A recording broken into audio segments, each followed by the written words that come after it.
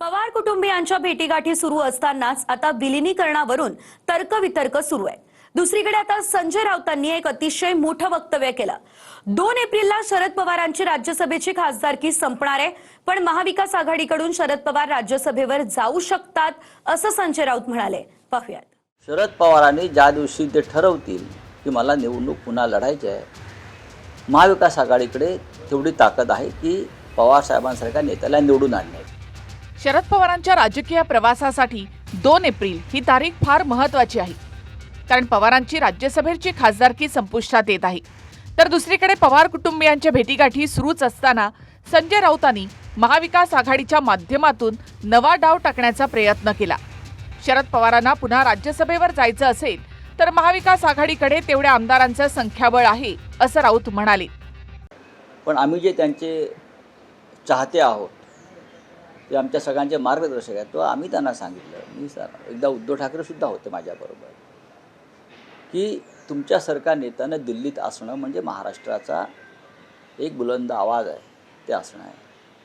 शरद पवारांनी ज्या दिवशी ते ठरवतील की मला निवडणूक पुन्हा लढायची आहे, महाविकास आघाडीकडे तेवढी ताकद आहे की पवार साहेबांसारख्या नेत्याला निवडून आणण्याची। आमच्याकडे तेवढी मतं जरूर आहेत। गेली 57-58 वर्ष या महाराष्ट्रातल्या राजकारणामध्ये सक्रिय सहभाग दर्शवलेला आहे आणि या महाराष्ट्राचं राजकारण शरद पवार साहेबांशिवाय होऊ शकत नाही, ही काळ्या दगडावरची रेघ आहे। परंतु त्यांनी राज्यसभेमध्ये यायचं न यायचं ह्याला सल्ला देणारे ज्यांनी सल्ला दिला आहे ते तरी मोठे आहेत का किंवा मी मोठा आहे का? त्याच्यामुळे हा पवार साहेबांचा वैयक्तिक प्रश्न आहे, त्यांच्या पक्षाचा प्रश्न आहे। आपण किती मोठ्या लोकांना सल्ले देतो याचं भान काही लोकांना असलं पाहिजे। पवारसाहेब सक्षम आहेत, पवारसाहेबांनी देशाचं नेतृत्व केलेलं आहे, पंतप्रधान होता पवारसाहेब राहिलेले आहेत। उद्धवजी ठाकरे यांच्या थाळीमध्ये जेवण करायचं, उद्धवजी ठाकरेंचं मीठ खायचं, गुलामी मात्र शरद पवार साहेब आणि राहुल गांधी यांची करायची, ही परंपरा संजय राऊत जोपासतायत। शरद पवार साहेब महाराष्ट्रातल्या राजकारणातले ज्येष्ठ नेते आहेत, त्यांच्याबद्दल महाराष्ट्रातल्या प्रत्येकाला आदर आहेच, परंतु ज्या पद्धतीनं संजय राऊत शरद पवार साहेबांची गुलामी करण्याचा प्रयत्न करतात, उद्धवजी ठाकरे यांना अडचणीत आणण्याचा प्रयत्न करतात, त्यामुळे ज्यांचं मीठ खावं त्यांची चाकरी करावी, एवढं संजय राऊतांनी ध्यानात ठेवावं।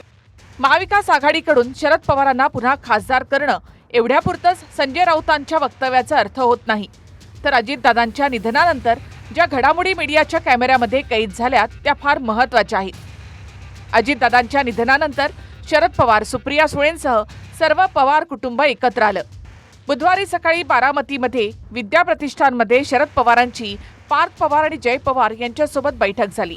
बुधवारी सायंकाळी शरद पवार अजितदादांच्या घरी सहयोग सोसायटीमध्ये आले। इथे शरद पवार आणि सुनेत्रा पवारांसह इतर पवार कुटुंबातल्या सदस्यांमध्ये 2.5 तास चर्चा झाली। दुसऱ्याच दिवशी गुरुवारी पुन्हा विद्या प्रतिष्ठान इथे जय पवारांसोबत बैठक झाली। याच बैठकीत रोहित पवार, श्रीनिवास पवार आणि राजेंद्र पवार हे देखील उपस्थित होते। आता पुन्हा शरद पवार दादांच्या घरी आले। दादांचा 10वा दिवस असल्यामुळे पवार कुटुंब एकत्र आले। पण हे जरी सत्य असलं तरी दोन्ही राष्ट्रवादींची पुढची वाटचाल कशी असावी यावरून देखील शरद पवार, सुनेत्रा पवार यांच्यामध्ये चर्चा होत असल्याची माहिती आहे। कारण अजित पवारांची विलिनीकरणाची शेवटची इच्छा पूर्ण करावी असं शरद पवार बोलले आहेत। मात्र दोन्ही राष्ट्रवादींचे एकत्रीकरण होणं म्हणजे नवी समीकरणं तयार होण्यासारखं आहे, कारण दादांची राष्ट्रवादी सुनेत्रा पवारांच्या नेतृत्वामध्ये भाजपच्या सोबत सत्तेत आहे। त्यामुळे शरद पवार महाविकास आघाडीतच राहावेत आणि त्यासाठीच महाविकास आघाडीच्या संख्याबळावर राज्यसभेवर जावं असा प्रयत्न महाविकास आघाडीचा असावा, हे राऊतांच्या बोलण्यामधून दिसतं। एक दिवस आधीच रोहित पवारांनी दादांच्या राष्ट्रवादीच्या राष्ट्रीय अध्यक्ष सुनेत्रा पवारच राहाव्यात अशी पवार कुटुंबाचं मत असल्याचं म्हटलं, म्हणजे शरद पवारांच्या राष्ट्रवादीला सुनेत्रा पवारांचं नेतृत्व मान्य आहे असा त्याचा अर्थ होतो। तसंही शरद पवारांच्या राष्ट्रवादीच्या नेत्यांची वक्तव्य ही एकत्रीकरणाच्या बाजूची आहे। दादांनी पुढाकार घेतला होता असं जितेंद्र आव्हाड म्हणाले। पुढाकार तर अजितदादांनी घेतला होता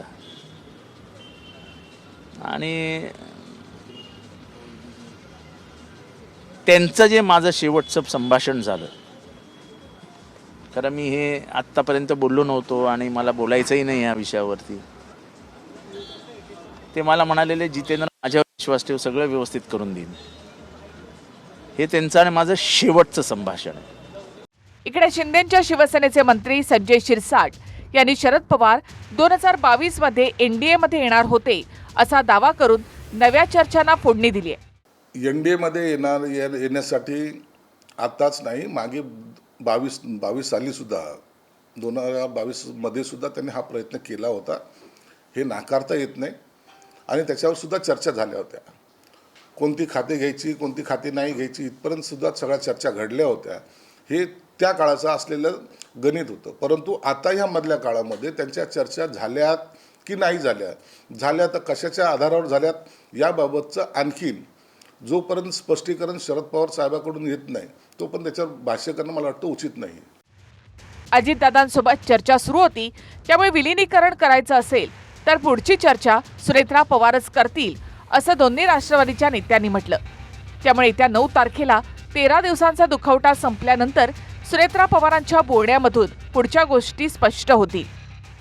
बारामतीहून दीपक कापरेसह योगेश बोरसे, TV9 मराठी.